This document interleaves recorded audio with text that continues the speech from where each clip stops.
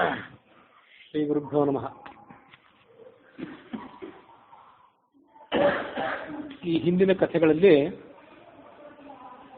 ರಾಮಲಕ್ಷ್ಮಣಾದಿಗಳ ಜನನ, ಅವರಿಗೆ ಉಪನಯನ ಮುಂತಾದ ಸಂಸ್ಕಾರಗಳು ನೆರವೇರಿದ್ದು, ಅವರು ಸಕಲ ಶಾಸ್ತ್ರಗಳನ್ನು ಕೂಡ ಮುಖೋದ್ಗತ ಮಾಡಿಕೊಂಡದ್ದು, ಆ ಬಳಿಕ 6 ತಿಂಗಳ ಕಾಲ ತೀರ್ಥಯಾತ್ರೆ ಮಾಡಿದ್ದು, ಇದನ್ನು ಆನಂದ ರಾಮಾಯಣದ ಅನುಸಾರವಾಗಿ ನೋಡಿದ್ದೀವಿ. ವಾಲ್ಮೀಕಿ ರಾಮಾಯಣದ ಬಾಲಕಾಂಡದ 18ನೇ ಸರ್ಗದಲ್ಲಿ ರಾಮಲಕ್ಷ್ಮಣಾದಿಗಳ ವರ್ತನೆಗೆ ಸಂಬಂಧಪಟ್ಟಂತೆ ಇನ್ನಷ್ಟು ಕಥೆಗಳನ್ನು ಗಮನಿಸಬೇಕು. ಜ್ಯೇಷ್ಠ ಪುತ್ರನಾದ ರಾಮ ತಂದೆಗೆ ಬಹಳ ಪ್ರಿಯನಾಗಿದ್ದ. ತಂದೆಗೆ ಮಾತ್ರ ಅಲ್ಲ, ಸಕಲ ಪ್ರಾಣಿಗಳಿಗೂ ಆತ ಪೂಜ್ಯನಾಗಿದ್ದ.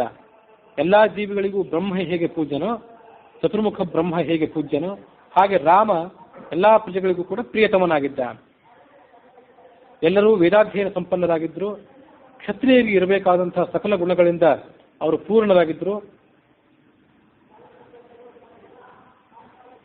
ಆ 4 ಮಧ್ಯೆ ರಾಮ ಮಹಾ ತೇಜಸ್ವಿಯಾಗಿದ್ದ, ಸತ್ಯ ಪರಾಕ್ರಮನಾಗಿದ್ದ ಮತ್ತು ಆನೆ ಕುದುರೆಗಳ ಮೇಲೆ ಸವಾರಿ ಮಾಡುವುದನ್ನ, ರಥವಿದ್ಯೆಯಲ್ಲಿ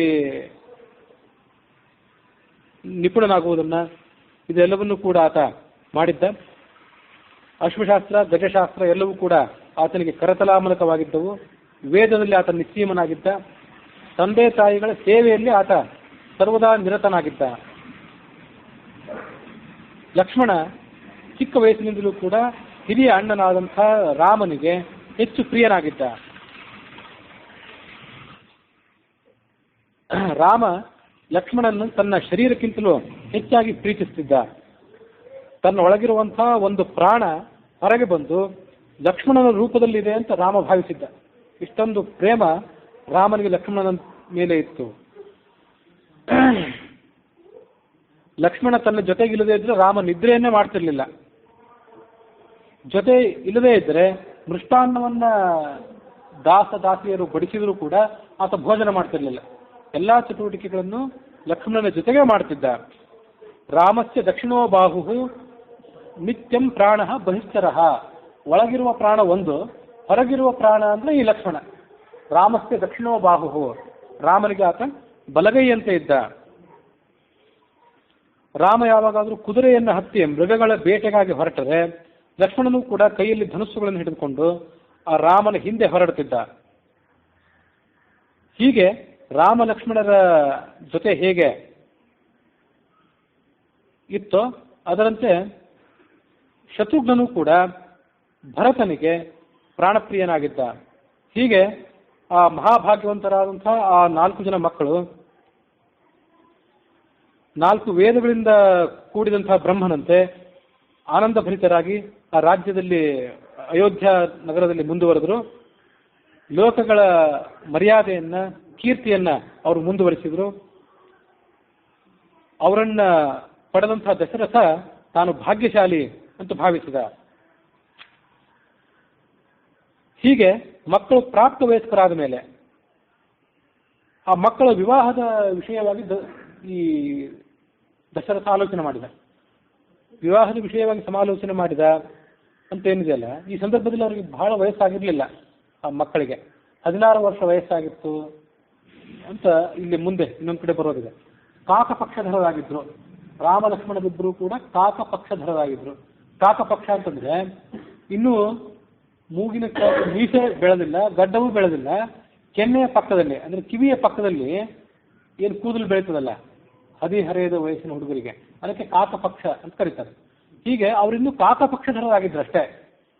ಆ ವೇಳೆಗಾಗಲೇ ಅವರಿಗೆ ಮದುವೆ ಮಾಡಬೇಕು ಅಂತ ಆ ದಶರಥ ಆಲೋಚನೆ ಮಾಡಿದ್ದ. ಹೀಗೆ ಆದ ಆಲೋಚನೆ ಮಾಡುತ್ತಿದ್ದಾಗಲೇ ಅರಮನೆಯ ಹೆಬ್ಬಾಗಿಲಿಗೆ ಮಹಾ ತೇಜಸ್ವಿಯಾದಂಥ ವಿಶ್ವಾಮಿತ್ರರು ಆಗಮಿಸಿದರು. ವಿಶ್ವಾಮಿತ್ರರು ದ್ವಾರಪಾಲಕರಿಗೆ ಹೇಳಿದರು, ಚಂದ್ರವಂಶದಲ್ಲಿ ಹುಟ್ಟಿದಂಥ ಗಾಧಿ ಅನ್ನುವ ರಾಜನ ಮಗನಾದಂಥ ಕುಶಿಕ ಗೋತ್ರದಲ್ಲಿ ಹುಟ್ಟಿದಂತಹ ವಿಶ್ವಾಮಿತ್ರ ರಾಜನ ಭೇಟಿಗಾಗಿ ಬಂದಿದ್ದಾನೆ, ಅದನ್ನು ರಾಜನಿಗೆ ತಿಳಿಸಿ ಅಂತ ಆಜ್ಞಾಪನೆ ಮಾಡಿದರು.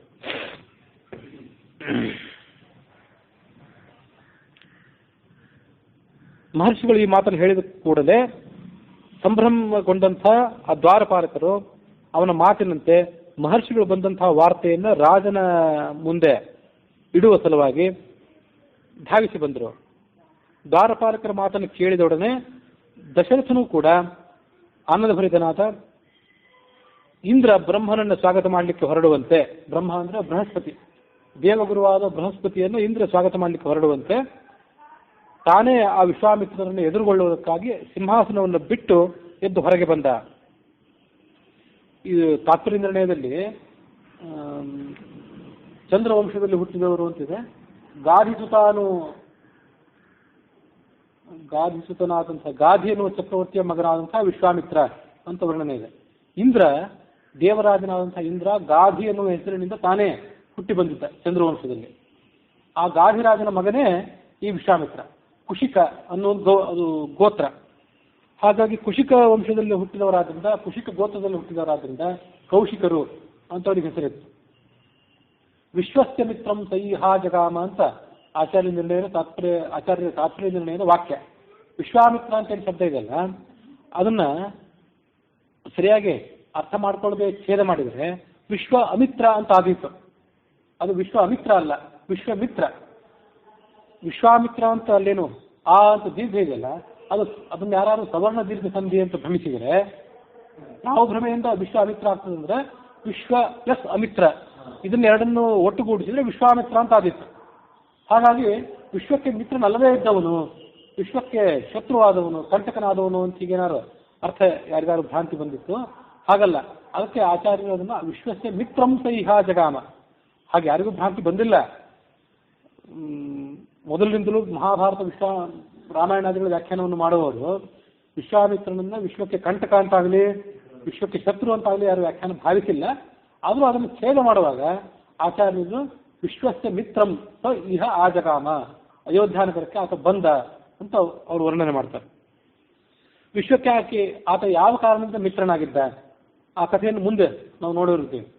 ವಿಶ್ವಾಮಿತ್ರ ಕ್ಷತ್ರಿಯನಾಗಿದ್ದವನು ಆ ಕ್ಷತ್ರ ಬಲವನ್ನು ಬಿಟ್ಟು ಬ್ರಹ್ಮ ತೇಜಸ್ಸನ್ನೇ ಅರಸಿ ಹೋದ, ತಾನು ಬ್ರಾಹ್ಮಣನಾದ ಅನ್ನೋ ಕಥೆಯನ್ನ ಮುಂದೊಂದು ಕಡೆ ನಾವೇ ನೋಡೋರಿದ್ದೀವಿ. ಅಹಲ್ಯ ಮಗನಾದಂತಹ ಶತಾನಂದ ಅನ್ನೋನು ರಾಮಲಕ್ಷ್ಮಣರಿಗೆ ನಿಮ್ಮನ್ನು ಇಲ್ಲಿಗೆ ಕರ್ಕೊಂಡು ಬಂದಿರುವಂತಹ ವಿಶ್ವಾಮಿತ್ರ ಎಷ್ಟು ಮಹತ್ವ ಉಳ್ಳವನು ಅನ್ನೋದನ್ನ ತಾವೇ ಒಂದ್ಸರಿ ತಿಳಿಸ್ತಾರೆ ಮುಂದೆ. ಆ ಸಂದರ್ಭದಲ್ಲಿ ವಿಶ್ವಾಮಿತ್ರನ ಆ ಸಾಧನೆ ಏನಿದೆ, ಆ ಸಾಧನೆ ಮೆಟ್ಟಲುಗಳನ್ನು ಆತ ಏರಿದ ವರ್ಣನೆ, ಅದನ್ನು ಮುಂದೆ ಕೇಳೋರಿದ್ದೇವೆ.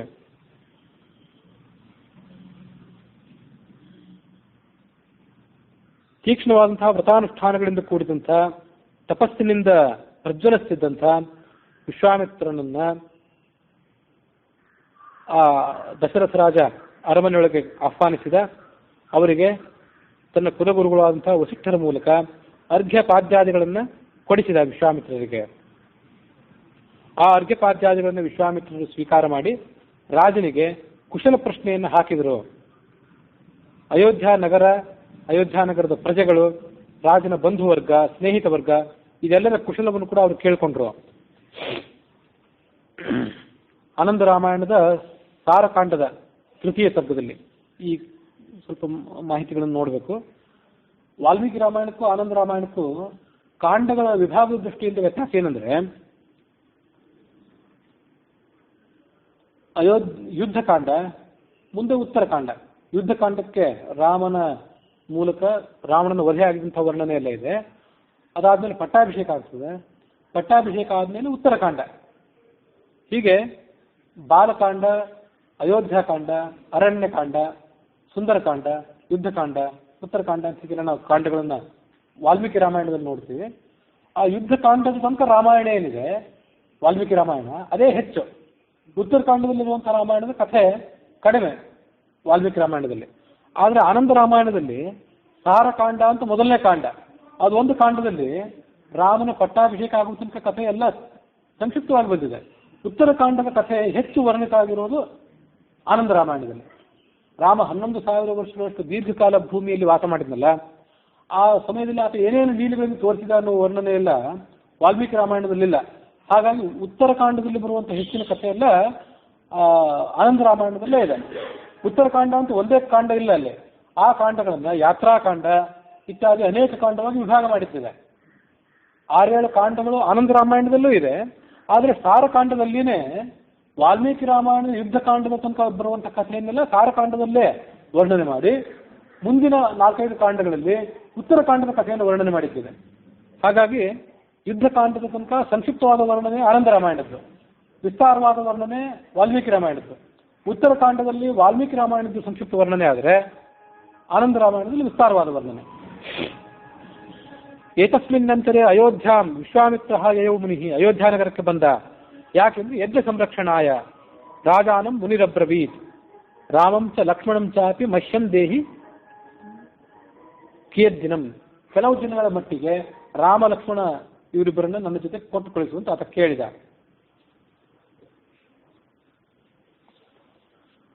ವಾಲ್ಮೀಕಿ ರಾಮಾಯಣ ಪ್ರಸಾರವಾಗಿ ವಿಶ್ವಾಮಿತ್ರ ರಾಜನನ್ನು ಕೇಳಿದ. ಸಾಮಂತ ರಾಜರೆಲ್ಲರೂ ನಿನಗೆ ವಿಧೇಯರಾಗಿದ್ದಾರೋ ಹೇಗೆ? ಆಶ್ರಿತರಾದಂಥ ಸಾಮಂತ ರಾಜರನ್ನ ನೀನು ಸರಿಯಾಗಿ ನೋಡ್ಕೊಳ್ತಿದ್ದೀಯೋ ಹೇಗೆ? ಶತ್ರು ರಾಜರನ್ನ ನಿಗ್ರಹ ಮಾಡಿ ಅವರನ್ನು ಹದ್ದು ಬಸ್ಸಿನಲ್ಲಿ ಇಟ್ಟಿದ್ದೀಯೋ ಇಲ್ಲವೋ? ದೇವ ಸಂಬಂಧವಾದಂಥ ಯಜ್ಞಯಾಗಾದಿಗಳು, ಮನುಷ್ಯನಿಗೆ ಸಂಬಂಧಪಟ್ಟಂಥ ಅತಿಥಿ ಅಭ್ಯಾಗತರ ಪೂಜೆ, ಇವೆಲ್ಲವನ್ನೂ ಕೂಡ ನೀನು ಸಾಂಗವಾಗಿ ಮಾಡ್ತಾ ಇದೆಯೋ ಇಲ್ವೋ? ಹೀಗೆಲ್ಲ ಕುಶಲ ಪ್ರಶ್ನೆಗಳನ್ನು ಅವ್ರು ಕೇಳಿದರು. ದಶರಥ ಎಲ್ಲ ಪ್ರಶ್ನೆಗಳಿಗೂ ಕೂಡ ಯೋಗ್ಯವಾಗಿ ಉತ್ತರಿಸಿದ. ವಿಶ್ವಾಮಿತ್ರರು ಮುಂದೆ ಅಲ್ಲೇ ಕುಳಿತಿದ್ದಂತಹ ವಸಿಷ್ಠರನ್ನ ಮತ್ತು ವಾಮದೇವ ಮೊದಲಾದಂತಹ ಋಷಿಗಳನ್ನು ಕೂಡ ಭೇಟಿ ಮಾಡಿದರು. ಅವರ ಕುಶಲವನ್ನು ಕೂಡ ಕೇಳಿದರು.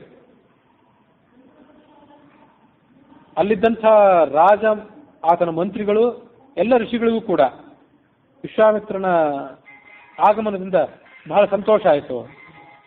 ಎಲ್ಲರೂ ಕೂಡ ರಾಜಸಭೆಯೊಳಗೆ ಪ್ರವೇಶ ಮಾಡಿದರು. ಆಸನದಲ್ಲಿ ಕುಳಿತುಕೊಂಡ್ರು. ಮುಂದೆ ರಾಜ ದಶರಥ ವಿಶ್ವಾಮಿತ್ರರನ್ನು ಈ ಮುಂದಿನಂತೆ ಸ್ತೋತ್ರ ಮಾಡಿ ಅವರ ಬಂದಂತಹ ಕಾರ್ಯವನ್ನು ಪ್ರಶ್ನೆ ಮಾಡಿದ. ಯಥಾಮೃತಸ್ಯ ಸಂಪ್ರಾಪ್ತಿ ಯಥಾ ವರ್ಷಮನೂದಕೆ ಯಥಾ ಸದೃಶದಾರೇಶು ಪುತ್ರ ಜನ್ಮ ಅಪ್ರಜಸ್ಯ ಚ. ಮಹರ್ಷಿಗಳೇ, ನೀವು ಆಕಸ್ಮಿಕವಾಗಿ ಬಂದಂತಹ ಈ ಘಟನೆ ಏನಿದೆಯಲ್ಲ, ನನಗೆ ಎಂಥ ಸಂತೋಷ ಉಂಟು ಮಾಡಿದೆ ಅಂದರೆ, ಅಮೃತಸ್ಯ ಸಂಪ್ರಾಪ್ತಿ, ಒಬ್ಬರಿಗೆ ಅಮೃತ ಸಿಕ್ಕರೆ ಅದರಿಂದ ಎಷ್ಟು ಸಂತೋಷ ಆಗಬೇಕೋ ಅಂಥ ಸಂತೋಷ ಆಗಿದೆ. ವರ್ಷ ಮನುವುದಕ್ಕೆ, ದೀರ್ಘಕಾಲದ ಬರಗಾಲವನ್ನು ಅನುಭವಿಸಿದಂಥ ಒಂದು ಜಾಗದಲ್ಲಿ ಮಳೆ ಬಂದರೆ ಆ ಜಾಗಕ್ಕೆ ಎಷ್ಟು ಸಂತೋಷ ಆಗಬೇಕು, ಎಷ್ಟು ಚೈತನ್ಯ ಒದಗಬೇಕು ಅಂಥ ಚೈತನ್ಯ ನನಗೆ ಬಂದಿದೆ. ಅದಲ್ಲದೆ ಯಥಾ ಸದೃಶದಾರೇಶು ಪುತ್ರ ಜನ್ಮ ಅಪ್ರಜಸ್ತಿಕ, ಅಪ್ರಜನಾಗಿದ್ದವನು, ಸಂತಾನರಹಿತನಾದಂಥ ಒಬ್ಬ ವ್ಯಕ್ತಿಗೆ ಅಥವಾ ದೀರ್ಘಕಾಲ ಸಂತಾನರಹಿತನಾದಂಥ ಒಬ್ಬ ವ್ಯಕ್ತಿಗೆ ಪುತ್ರ ಜನ್ಮ, ಮಗ ಹುಟ್ಟಿದ್ರೆ ಎಷ್ಟು ಸಂತೋಷ ಆಗಬೇಕೋ ಅಷ್ಟು ಸಂತೋಷ ನನಗಾಗಿದೆ. ಅದು ಸದೃಶದಾರೇಶು. ಇಷ್ಟೆಲ್ಲ ವಿವರವಾದ ವರ್ಣನೆ ಆನಂದ ರಾಮಾಯಣದಲ್ಲಿಲ್ಲ, ವಾಲ್ಮೀಕಿ ರಾಮಾಯಣದಲ್ಲಿದೆ. ಅದು ಆ ಕವಿಗಳಾದವರು ಅವರು ತತ್ವಜ್ಞಾನಿಗಳು ಆಗಿದ್ರು, ಧಾರ್ಮಿಕರು ಆಗಿದ್ರು. ಅವರು ಮಕ್ಕಳಿಲ್ಲದೆ ಇದ್ದವನಿಗೆ ಮಗ ಹುಟ್ಟಿದ ಎಷ್ಟು ಸಂತೋಷ ಆಗಬೇಕು ಅಂತ ಅಷ್ಟೇ ಹೇಳಲಿಲ್ಲ.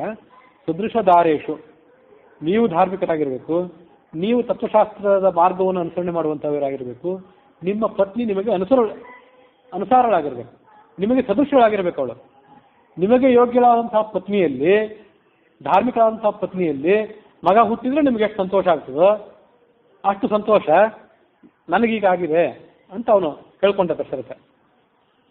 ಆದ್ರಿಂದ ಮನುಷ್ಯ ಸಂತಾನ ಆಯಿತು ಅಂತ ಸಂತೋಷ ಪಡ್ತಾನಲ್ಲ, ಯಾವಾಗ ಸಂತೋಷ ಪಡಬೇಕು ಅಂತಲೂ ಸೂಚನೆ ಮಾಡಿದಂಗೆ ಆಯಿತು. ಸುಮ್ಮನೆ ಮದುವೆ ಮಾಡ್ಕೊಂಡೆ ಮಕ್ಕಳನ್ನ ಹಡಿದೆ ಅಂತ ಮನುಷ್ಯ ಸಂಭ್ರಮ ಪಡಬಾರದು. ಯೋಗ್ಯನಾದ ಹುಡುಗಿಯನ್ನು ಮದುವೆ ಮಾಡ್ಕೊಳ್ಬೇಕು, ಯೋಗ್ಯವಾದಂಥ ಸಂತಾನವನ್ನು ಪಡೆದ್ರೆ ಸಂತೋಷ ಪಡಬೇಕು. ಅದಿಲ್ಲದೆ ಇದ್ರೆ ಸಂತಾನ ಮದುವೆ ಮಾಡಿಕೊಂಡು ಸಂತಾನವನ್ನು ಪಡ್ಕೊಂಡಂಥ ಸಂಭ್ರಮ ಏನಿದೆಯಲ್ಲ, ಅದು ಪಶುಗಳು ತಮ್ಮ ಸಂತಾನವನ್ನು ಮುಂದುವರಿಸಿದ್ದಕ್ಕೆ ಸಮ ಅಷ್ಟೇ. ಅದಕ್ಕಾಗಿ ಸದೃಶದಾರೇಶು, ಈ ಶಬ್ದಗಳನ್ನು ಗಮನಿಸ್ಬೇಕಷ್ಟೆ. ಸದೃಶದಾರೇಶು, ನಿನಗೆ ಯೋಗ್ಯನಾದಂಥ ಪತ್ನಿಯಲ್ಲಿ ನೀನು ಸಂತಾನ ಪಡ್ಕೊಳ್ಬೇಕು, ಅದರಿಂದ ನೀನು ಸಂತೋಷ ಪಡಬೇಕು. ಅಂಥ ಸಂತೋಷ ದಶರಥನಿಗಾಯಿತು ಆ ವಿಶ್ವಾಮಿತ್ರರು ಬಂದಾಗ. ಈ ಭಾರತೀಯ ಸಮಾಜದಲ್ಲಿ, ಸಂಸ್ಕೃತಿಯಲ್ಲಿ ಮಕ್ಕಳು ಹುಟ್ಟೋದು, ಅಥವಾ ಹೆಣ್ಮಗು ಹುಟ್ಟಲಿ ಅಥವಾ ಗಂಡು ಮಗು ಹುಟ್ಟಲಿ, ಅದನ್ನ ಒಂದು ದೊಡ್ಡ ಸಂಭ್ರಮ ಅಂತ ಭಾವಿಸ್ತಾರೆ. ಸುಮ್ಮನೆ ಪ್ರಾಸಂಗಿಕವಾಗಿ ಹೇಳಬೇಕು ಅಂತ ಅನಿಸ್ತು. ವ್ಯಾಕರಣದಲ್ಲಿ ಒಂದು ಮಾತಿದೆ, ಮಾತ್ರಾ ಲಾಘವ ಮತ್ತು ಪುತ್ರೋತ್ಸವಂ ಮನ್ಯಂತೆ ವೈಯಾಕರಣಾಹ ಅಂತ ಹೇಳಿ. ವ್ಯಾಕರಣದಲ್ಲಿ ಪಾಣಿನಿ ವ್ಯಾಕರಣ ಮೊದಲಾದ ವ್ಯಾಕರಣಗಳಲ್ಲಿ ಸೂತ್ರಗಳನ್ನು ರಚನೆ ಮಾಡ್ತಾರೆ ಪಾಣಿನಿ. ಆ ಸೂತ್ರಕ್ಕೆ ವ್ಯಾಖ್ಯಾನ ಮಾಡ್ತಾರೆ ಮತ್ತೊಬ್ಬರು ವರರುಚಿ ಅನ್ನೋರು. ಪತಂಜಲಿ ಅನ್ನೋರು ಅದಕ್ಕೆ ಭಾಷ್ಯ ಬರೀತಾರೆ. ಮುಂದೆ ಭಟ್ಟೋಜಿ ದೀಕ್ಷಿತ ಮೊದಲಾದವರು ವಿಸ್ತಾರವಾದ ವ್ಯಾಖ್ಯಾನ ಬರೀತಾರೆ. ಪ್ರೌಢ ಮನೋರಮ, ಬಾಲ ಮನೋರಮ ಮೊದಲಾದದ್ದು. ಇದು ಪಾಣಿನಿ ವ್ಯಾಕರಣ ಇದೆ. ಇಂಥ ಎಷ್ಟೋ ಬೇರೆ ವ್ಯಾಕರಣಗಳಿದೆ. ಅಂತೂ ಸೂತ್ರ ಏನಿರಬೇಕು ಅಂದ್ರೆ ಸಂಕ್ಷಿಪ್ತವಾಗಿರ್ಬೇಕು, ಬಹಳ ಸಂಕ್ಷಿಪ್ತವಾಗಿರ್ಬೇಕು. ಅಲ್ಪಾಕ್ಷರಂ ಅಸಂದಿಗ್ಧಂ, ಸ್ವಲ್ಪ ಅಕ್ಷರವುಳ್ಳದ್ದಾಗಿರ್ಬೇಕು.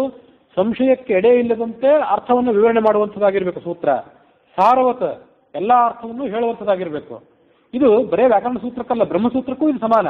ಹಾಗಾಗಿ ಜನ್ಮಾದ್ಯಸೇತಃ ಓಂ, ಶಾಸ್ತ್ರೀಯವರಿತ್ವಾತ್ ಓಂ, ತತ್ವ ಸಮನ್ವಯಾತ್ ಓಂ ಅಂತ ಕೆಲವು ಅಕ್ಷರಗಳಿಂದ ಘಟಿತವಾದ ಸೂತ್ರಗಳನ್ನು ನಾವು ಅಲ್ಲಿ ನೋಡ್ತೇವೆ.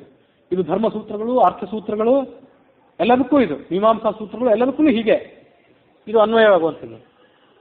ಅಂತೂ ವ್ಯಾಕರಣ ಶಾಸ್ತ್ರದಲ್ಲಿ ಅವರು ಸೂತ್ರವನ್ನು ರಚನೆ ಮಾಡುವಾಗಲಿ ಅಥವಾ ಸೂತ್ರಕ್ಕೆ ವ್ಯಾಖ್ಯಾನ ರೂಪವಾದಂತಹ ವೃತ್ತಿಯನ್ನು ರಚನೆ ಮಾಡುವಾಗ ಒಂದೊಂದು ಸಣ್ಣ ಸಣ್ಣ ಅಕ್ಷರವನ್ನು ಕೂಡ ಉಳಿಸ್ಲಿಕ್ಕೆ ಪ್ರಯತ್ನ ಪಡ್ತಾರಂತೆ.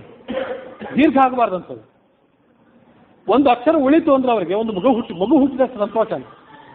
ಮಾತ್ರ ಲಾಘವಮಪಿ, ಒಂದು ಪೂರ್ಣ ಅಕ್ಷರ ಅಲ್ಲ, ಹ್ರಸ್ವ ದೀರ್ಘ ಪ್ಲುತ ಅಂತ 3 ಅಕ್ಷರಗಳೇನಿವೆ. ಅದರಲ್ಲಿ ದೀರ್ಘ ಬಳಕೆ ಮಾಡೋದನ್ನು ಬಿಟ್ಟು ಹ್ರಸ್ವ ಬಳಕೆ ಮಾಡಿಬಿಟ್ರೆ ಅವ್ರಿಗೆ ಅದೇ ದೊಡ್ಡ ಸಂತೋಷ. ಎಷ್ಟು ಸಂತೋಷ ಅಂದ್ರೆ ಪುತ್ರೋತ್ಸವ ಬಂದಂತೆ, ಮಗು ಹುಟ್ಟಿದಷ್ಟು ಸಂತೋಷ ಅವರಿಗೆ. ಬರೀ ಹೆಣ್ಮಕ್ಳಿಗಷ್ಟೇ ಅಲ್ಲ, ಗಂಡು ಮಕ್ಕಳು ಕೂಡ ಪುತ್ರೋತ್ಸವವನ್ನು ಅಷ್ಟು ಅನುಭವಿಸ್ತಿದ್ರು. ಮೊನ್ನೆ ಒಂದ್ಸರಿ ಪತ್ರಿಕೆಯಲ್ಲಿ ಇದನ್ನು ನೋಡಿದೆ.